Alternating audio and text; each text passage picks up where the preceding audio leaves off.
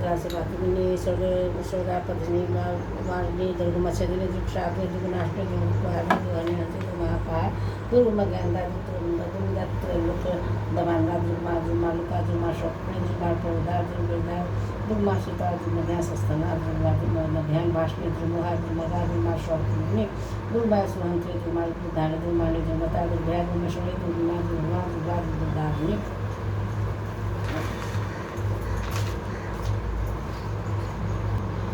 पिता में जो संसार में परम गोपनीय तथा मनुष्य के सब प्रकार से रक्षा करने वाली और तथा अब तक अपने दूसरे किसी के सामने प्रकट नहीं किया हो ऐसा कोई साधन नहीं मुझे बताइए।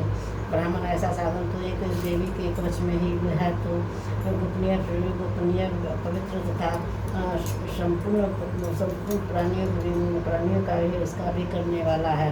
महामुनि उसे स्वर्ण करो देवी को भी नौ मूर्तियाँ हैं जिन्हें नवदुर्गा कहते हैं। उसके पृथक पृथक नाम बताए जाते हैं। प्रथम नाम सरपुत्री है, दूसरी मूर्तियाँ का भी नाम ब्रह्मचारिणी है तथा तीसरी युक्त सर्वगंडा के नाम से भी प्रसिद्ध है। चौथी मूर्ति को भी कुष्मांडा कहते हैं। पांचवी दुर्गा के नाम से भी स्कंधा है। देवी के ही छठे रूप से वेद कात्यायनी कहते हैं। सातवां कर्ण में कालरात्रि और आठवां स्वरूपा महागौरी के नाम से ही प्रसिद्ध है। नौवीं दुर्गा के नाम से भी सिद्धिदात्री हैं। ये सब नाम स्वर्ग महात्मा भी वेद भगवान के द्वारा भी प्रतिपादित हुए हैं। जो मनुष्य अग्नि में भी जल रहा है, अग्नि में शत्रुओं के भी गिर गया है, विष्णु संकट में फंस गया तो फट गया हो तो इस प्रकार के भय होकर भी भगवती दुर्गा के शरण में प्राप्त हुए हैं। उसका कभी कोई मंगल नहीं होता। युद्ध संकट में पड़ने पर जो उसके भी ऊपर कोई विपत्ति नहीं दिखाई देती। उन्हें सुख दुख और भय को ही प्राप्ति होती है। जिन्होंने भक्तिपूर्वक देवता का स्मरण किया है उसका भी निश्चय अभय उदन होता है। देवेश्वरी को जो तुम्हारा भी चिंतन करते हैं उसकी भी तुम सदैव रक्षा करती हो। तुम चामुंडाई देवी के भी पर भी आरूढ़ होती है। वाराही भैंसों पर भी सवारी होती है। का ये वाहन ऐरावती हाथी है। वैष्णवी देवी के भी गरुड़ पर भी आसन जमाती है। महेश्वरी विश्व भर में भी आरूढ़ होती है। कमाली का ये वाहन मयूर है। भगवान विष्णु की भी प्रियतमा लक्ष्मी देवी कमल के आसन पर विराजमान है और हाथों में भी कमल धारण किए हुए हैं।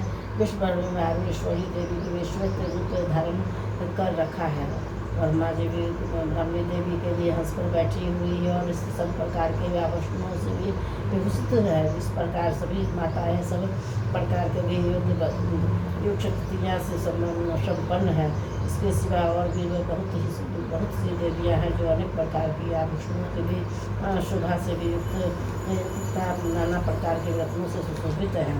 ये संपूर्ण देवियाँ क्रोध में भरी हुई है और भक्तों की रक्षा के लिए भी रथ पर बैठी दिखाई देती है। ये सब जगह गदा सकती है और खटक उत्तम पन्नू पास कुंत और त्रिशूल उत्तम शान धनुष आदि भी अस्त्र शस्त्र अपने हाथों में धारण करती है। तू कहे शरीर पर ही नाश करना, भक्तों को भी अभयदान देना और देवताओं का भी कल्याण करना, यही उसके भी अस्त्र धारण उद्देश्य है। महान रुद्रमुखी अत्यंत घोर पराक्रम, महान बल और महान उत्साह वाली देवी, तुम महान भय का भी नाश करने वाली हो। तुम्हें नमस्कार है और तुम्हारी और देवता भी कठिन है। शत्रुओं का भी भय बढ़ाने वाली जगह के मेरी रक्षा करो। पूर्व दिशा में भी अग्नि मेरी रक्षा करे। अग्नि कुंड में भी अग्नि शक्ति, दक्षिण दिशा में वाराही तथा नत्र कुंड में भी खड़ग धारणी मेरी रक्षा करे। पश्चिम दिशा में भी अग्नि तथा वायु कुंड में भी मेरे पर सवारी करने वाली देवी मेरी, उत्तर दिशा में ही कमारी और ईशान कुंड में भी सूर्यधारी देवी रक्षा करें। ब्राह्मणी तुम ऊपर की ओर से भी मेरी रक्षा करो और वैष्णवी देवी नीचे की ओर से भी मेरी रक्षा करो। इसी प्रकार सबको भी अपना वाहन बनाने वाली चामुंडाई देवी दसों दिशाओं में भी मेरी रक्षा करे। जया आगे से भी पीछे की ओर से भी मेरी रक्षा करे। वाम भाग में अजिता और दक्षिण भाग में अपराजिता रक्षा करे। शिखा की भी रक्षा रक्षा मेरे भी मस्तक पर विराजमान होकर भी रक्षा करे, ललाट में भी मला धारे रक्षा करे, और ईश्वरी देवी के भी भावों से भी संरक्षण करे, भावों के भी मध्य भाग में भी त्रिनेत्रा और रथुओं के भी चरण घंटा देवी रक्षा करे, दोनों के नेत्रों के भी मध्य भाग में भी शक्तियों के भी कानों में द्वार राष्ट्र में रक्षा करे, कालिका देवी कपूरों को भी था, भगवती सांकरी कानों से मूल भाग में ही रक्षा करे, नासिका के भी सुगंधा और ऊपर की ओर से भी चर्चिका देवी रक्षा करे, नीचे की ओर से भी अमृत कला तथा जिह्वा में भी सरस्वती देवी रक्षा करे, तो हमारे दांतों की ओर से भी चंडिका कंठ प्रदेश में भी रक्षा करे, चित्र घंटा गले की भी घाटी से भी माया तालु में भी रख रक्षा करे,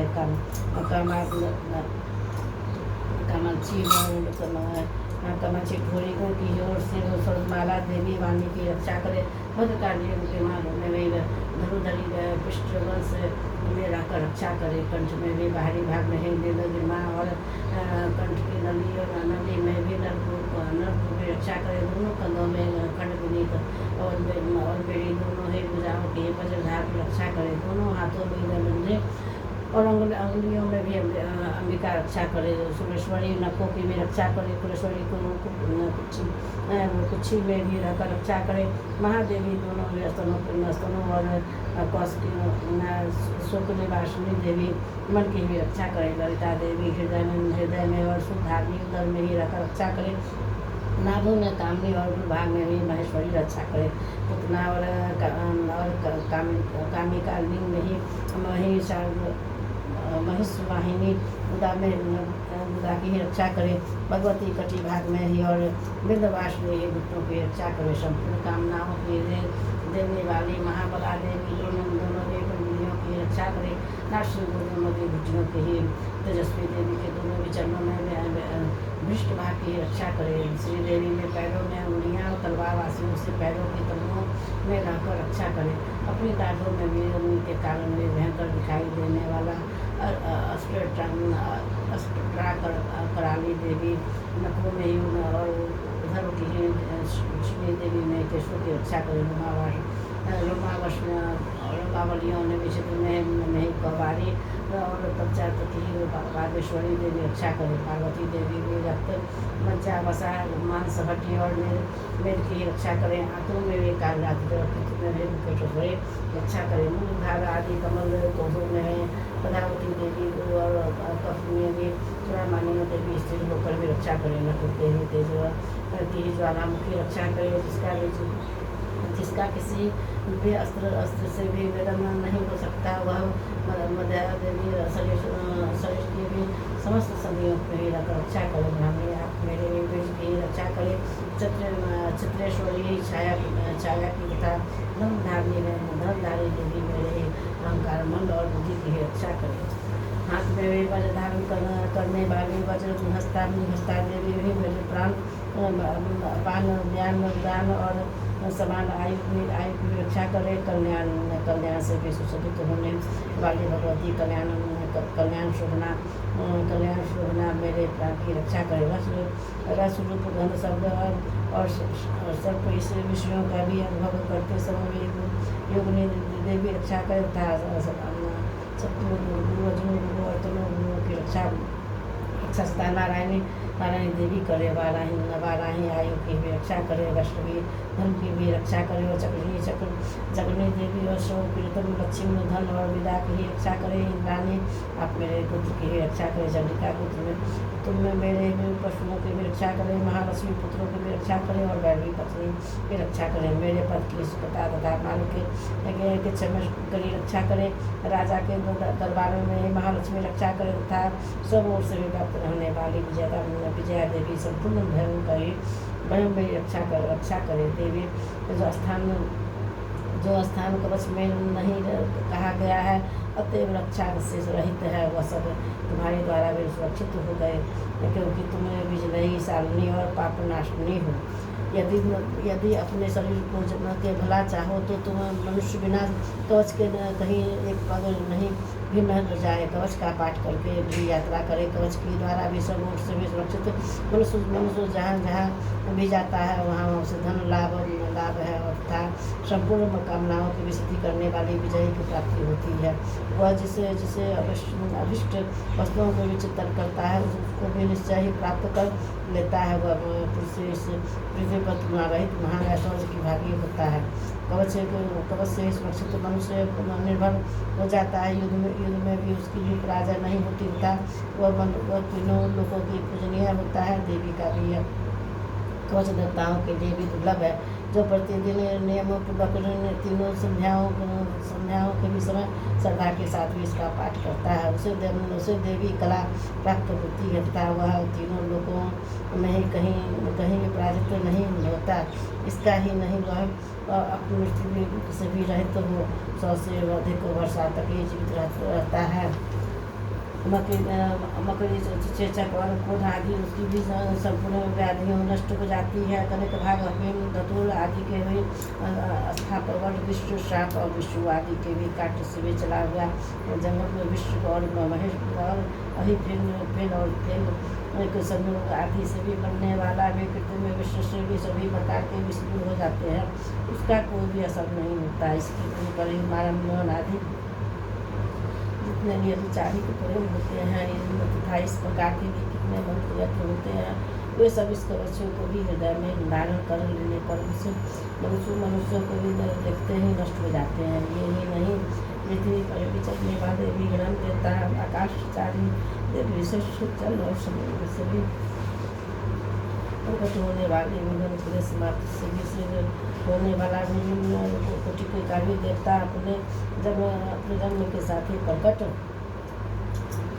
होने वाला भी देवता कुल देवता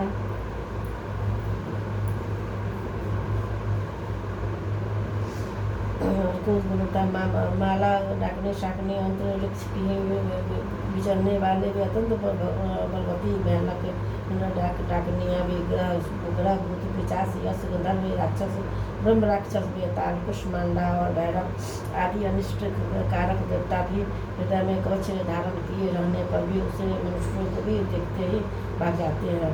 कवचधारी पुरुष को भी राजा से सम्मान वृद्धि प्राप्त होती है। यह कवच मनुष्य के भी तेज की वृद्धि करने वाला और उत्तम है। कवच का भी पाठ करने वाला पुरुष अपने भी कृति से भी विशिष्ट भूत काल अपने भी सोच के साथ साथ भी वृद्धि प्राप्त होती है। तो पहले भी कवच का भी पाठ करके भी उसके बाद सप्तशती चंडी का भी पाठ करता है। उसकी भी जब तक वह पर्वत और कानों सहित यह पृथ्वी टिकी रहती है तब तक यहाँ पुत्र पौत्र आदि संतान परंपरा बनी रहती है। फिर देह का भी अंत होने पर भी वह पुरुष भगवती माया से प्रसाद से भी उच्च नित्य परम पद को प्राप्त होता है। ये देवताओं के लिए भी दुर्लभ है। वह सुंदर दिव्य रूप धारण करता है और कल्याणमय शिव के साथ ही आनंद का भागी होता है। चंडिका देवी नमस्कार। अर्गला जयती मंगला काली भद्रकाली कपालिनी दुर्गा क्षमा धात्री स्वाहा और स्वाहा इन नामों के भी प्रसिद्ध जगदम्बिका तुम्हारे नमस्कार हो देवी तुम्हें तुम्हारे भी जय हो। और संपूर्ण प्राणियों की पीड़ा हरने वाली देवी तुम्हें जय हो। सब में भी व्याप्त रहने वाली देवी तुम जय हो। और काल रात्रि तुम्हें नमस्कार हो। मधु कैटव और मारने वाली ब्रह्मा जी के वरदान देने वाली देवी तुम्हें नमस्कार है। तुम मुझे रूप दो जय दो यश दो और काम क्रोध आदि शत्रुओं का विनाश करो। महिषासुर का विनाश करने वाले भक्तों को भी देने वाली तुम्हें नमस्कार है। रूप दो जय दो यश का शत्रुओं का विनाश करो। रक्त बीज का भी चंड मुंड और विनाश करने वाली देवी तुम्हें रूप दो जय दो यश कम को शत्रुओं का विनाश करो। शुभ और निशुल्कता दोनों लोचन का भी मदन करने वाली देवी तुम्हें रूप दो जय दो यश का शत्रुओं का विनाश करो। सबके द्वारा भी चरणों वाली विद्या संपूर्ण सौभाग्य प्रदान करने वाली तो देवी तुम्हें रूप दो जाए दो यह सब दुष्टों का विनाश करो। देवी तुम्हारे भी रूप के चरित्र भी अचित है। तुम समस्त जो शत्रुओं का विनाश करने वाली हो रूप दो जाए दो यह सब दुष्टों का विनाश करो। पापों को दूर करने वाली चंडिका जो भक्ति पूर्वक तुम्हारे विचरणों में श्रद्धा मस्तक झुकाते हैं उन्हें रूप दो जाए दो यह सब दुष्टों का विनाश करो। रोग का विनाश करने वाली चंडिका जो भक्ति पूर्वक तुम्हारी स्तुति करते हैं उन्हें रूप दो जाए दो यह सब दुष्टों का विनाश करो। चंडिका इस संसार में जो भक्ति पूर्वक तुम्हारी पूजा करते हैं उन्हें रूप दो जाए दो यह सब दुष्टों का विनाश करो। मुझे सौभाग्य और आरोग्य दो और परम सुख दो और रूप दो जय दो यज्ञ का दुष्टों का विनाश करो। जो मुझसे भी द्वेष रखते हो उसका नाश और मेरे बल की वृद्धि करो। रूप दो जय दो यज्ञ का दुष्टों का विनाश करो। देवी मेरे कल्याण करो। मुझे उत्तम संपत्ति प्रदान करो। रूप दो जय दो यज्ञ का दुष्टों का विनाश करो। अंबिका देवता और असुर दोनों ही अपने में माथे के मुकुट की प्राणियों के लिए तुम्हारे चरणों पर घिसते रहते हैं। तुम रूप दो जय दो यज्ञ का दुष्टों का विनाश करो। तुम अपने भी भक्तजनों के भी यशोपी और लक्ष्मीवान बनाने का भी रूप दो जय दो यज्ञ का दुष्टों का विनाश करो। प्रचंड दत्त का भी दलन करने वाली चंडिके मुझे शरणागत को भी रूप दो जय दो यज्ञ का दुष्टों का विनाश करो। चतुर्मुख ब्रह्मा जी के भी द्वारा भी प्रसिद्ध चार धारणी परमेश्वरी तुम रूप दो जय दो यज्ञ का शत्रुओं का विनाश करो। देवी अंबिके भगवान विष्णु नित्य निरंतर भक्ति पूर्वक तुम्हारी भी स्तुति करते रहते हैं। तुम रूप दो जय दो यज्ञ काम को शत्रुओं का विनाश करो। हिमालय कन्या पार्वती के भी पति भी महादेवी के भी द्वारा प्रसिद्ध होने वाली परमेश्वरी तुम रूप दो जय दो यज्ञ का शत्रुओं का विनाश करो। सचिवपति इंद्र के द्वारा भी सद्भाव से भी पीड़ित होने वाली परमेश्वरी रूप दो जय दो यज्ञ का विनाश करो। प्रचंड भुजदंड वालों घमंड करने वाली देवी तुम्हें रूप दो जय दो यज्ञ का विनाश करो। देवी अंबिके तुम्हें अपने भक्तजनों को सदा आनंद प्रदान करती है। मुझे रूप दो जय दो यज्ञ का विनाश करो। मन की भी इच्छा के अनुसार ही चलने वाली मनोहर पत्नी प्रदान करो। जो दुर्गम संसार सागर से भी तारने वाली था उत्तम कुल में उत्पन्न हुई हो। जो मनुष्य इस अस्तित्व का भी पाठ करके भी स्तुति रूप के भी अस्तित्व का भी पाठ करता है वह स्तुति की भी जब संख्या से मिलने वाले श्रेष्ठ फल को प्राप्त होता है। साथ ही वह प्रचुर संपत्ति को भी प्राप्त कर लेता है। चंडिका देवी नमस्कार। तिलक विशुद्ध ज्ञान की जिसका भी शरीर है तीनों वेद के लिए जिसकी नीति में नित्य है जो कल्याण प्राप्ति के हेतु है तथा अपने मस्तक पर भी अग्रचंद्र और मुकुट धारण करते हैं। भगवान विष्णु शिव को भी नमस्कार है। मंत्रों के भी जो भी तिलक है अर्थात मंत्रों को भी सीधे से उपस्थित करने वाला शाप रूपी तिलक को भी जो निवारण करने वाला है उसे सरस्वती संपूर्ण रूप से भी जानना चाहिए। जो जानक कर उसकी भी उपासना करनी चाहिए। फिर सरस्वती के अतिरिक्त अन्य मंत्रों को भी जपने जो भी निरंतर लगा रहता है वह कल्याण का भागी होता है। उसके भी ये उच्चाटन आदि कर्म सिद्धि होते हैं तथा उसे समस्त दुर्लभ वस्तुओं की प्राप्ति होती है। तथापि जो अन्य मंत्रों का भी जप न करके केवल इस सरस्वती की भी नामक देवी की भी स्तुति करते हैं अस्तु मात्र भी देवी सिद्धि हो जाती है। उन्हें अपने भी कार्य की भी सिद्धि के लिए मंत्र और स्वतंत्रता किसी के साधन उपयोग का भी आवश्यकता नहीं है। जो बिना जप के भी उसके भी उच्चाटन आदि समस्त विचारिक कर्म सिद्धि हो जाते हैं। इतना ही नहीं उसके भी संपूर्ण अभिष्ट वस्तुओं की सिद्धि होती है। लोगों के मन में ही आशंका थी कि जब केवल सरस्वती की भी उपासना से भी अथवा सरस्वती को भी छोड़कर अन्य मंत्रों को भी उपासना से भी समान रूप में सब पर कार्य सिद्धि होते हैं, तब उसके विशिष्ट कौन सा साधन है। लोगों की इस शंका को के सामने रहकर भी भगवान शंकर ने अपने पास आए हुए जिज्ञासुओं को भी समझा कि यह सरस्वती नामक संपूर्ण अस्तित्व की ही सर्वश्रेष्ठा एवं कल्याणमय है। तदनंतर भगवती चंडिका के भी सरस्वती नामक अस्तित्व को भी महादेव जी के भी गुप्त कर दिया। सरस्वती के पाठ से भी जो पुण्य प्राप्त होता है उसकी भी कभी समाप्ति नहीं होती, किंतु अन्य मंत्रों का भी जप जन्म पुण्य की ही समाप्ति हो जाती है। अतः भगवान शिव की भी अन्य मंत्रों का भी अपेक्षा भी सरस्वती की भी श्रेष्ठता का भी निर्णय किया उसे यथार्थ जो जानना चाहिए। अन्य मंत्रों को भी जप करने वाला भी पुरुष भी यदि सरस्वती के भी अस्तित्व का भी जप का अनुष्ठान कर ले तो वह भी पूर्ण रूप से भी ही कल्याण का भी भागी होता है। इसके भी तनिक भी संदेह नहीं है। जो साधन कृष्ण पक्ष की ही चतुर्दशी अथवा अष्टमी को भी एकाग्रचित्त होकर भी भगवती की सेवा में अपना संपत्ति कर देता है, वह फिर से प्रसाद के रूप में ग्रहण करता है। किसी पर भगवती प्रसन्न होती है अन्यथा उसकी भी प्रसन्नता नहीं प्राप्त होती है। इस प्रकार सिद्धि के भी प्रतिबंध रूप से किल के द्वारा भी महादेवी ने भी सूत्र का किल कर रखा है। जो पूर्वोक्त रीति से भी निष्क्रिय करके भी सरस्वती के भी अस्तित्व के भी प्रतिदिन स्पष्ट उच्चारण पूर्वक पाठ करता है, वह मनुष्य सिद्धि हो जाता है। वही देवी का भी पार्षद होता है और वही गंधर्व भी होता है। स्वर्ग विचरने रहने पर भी यह संसार में भी उसे कहीं भी भय नहीं होता है। वह मृत्यु के वंश में भी नहीं पड़ता तथा देह त्यागने के अनंतर मोक्ष प्राप्त कर लेता है। अतः किलक को भी जानकर भी उसका भी परिहार करके भी सरस्वती का भी पाठ आरंभ करे। जो भी ऐसा नहीं करता उसका नाश हो जाता है।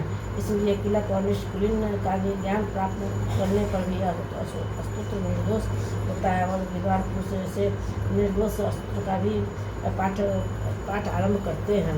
स्त्रियों के भी जो भी कुछ सौभाग्य आदि दृष्ट गोचर होता है वह सब में देवी को भी प्रसाद का ही फल है। अतः इस कल्याणमयी अस्तित्व का भी सदा जप करना चाहिए। इस अस्तित्व का भी मंत्र स्वर से भी पाठ करने पर भी स्वल्प फल की प्राप्ति होती है और उच्च स्वर से भी पाठ करने पर पुण्य फल की सिद्धि होती है। अतः उच्च स्वर से भी उसका भी पाठ आरंभ करना चाहिए, जिसके भी प्रसाद से भी सर्व सौभाग्य आरोग्य संपत्ति शत्रुओं नाश का भी परम मोक्ष की ही सिद्धि होती है। उन कल्याणमयी जगदम्बा की भी स्तुति मनुष्य क्यों नहीं करते।